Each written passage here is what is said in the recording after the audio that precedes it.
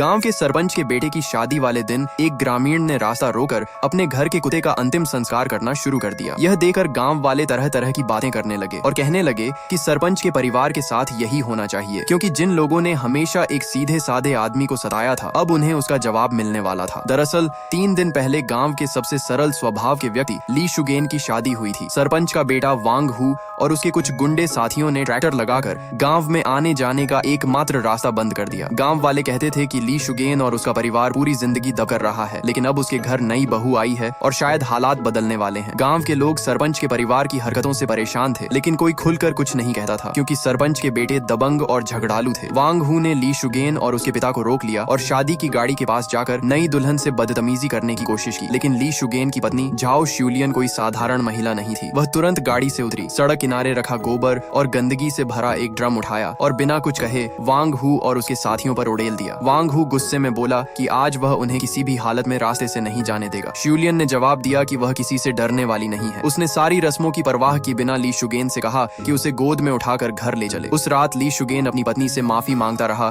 कि शादी के पहले ही दिन उसे इतना अपमान सहना पड़ा, लेकिन श्यूलियन ने कहा कि अब जब वह इस घर की बहू बन चुकी है तो आगे से कोई भी इस परिवार को परेशान नहीं कर पाएगा। इसी दौरान वांग हु अपने साथियों के साथ उनके घर में घुस आया। वह शादी की रात हंगामा करने के बहाने दुल्हन से बदतमीजी करने लगा। ली शुगेन के पिता ने उसे बाहर निकलने को कहा और वर्षों से किए गए अत्याचारों का विरोध किया, लेकिन वांग हु ने उन्हें धक्का देकर गिरा दिया।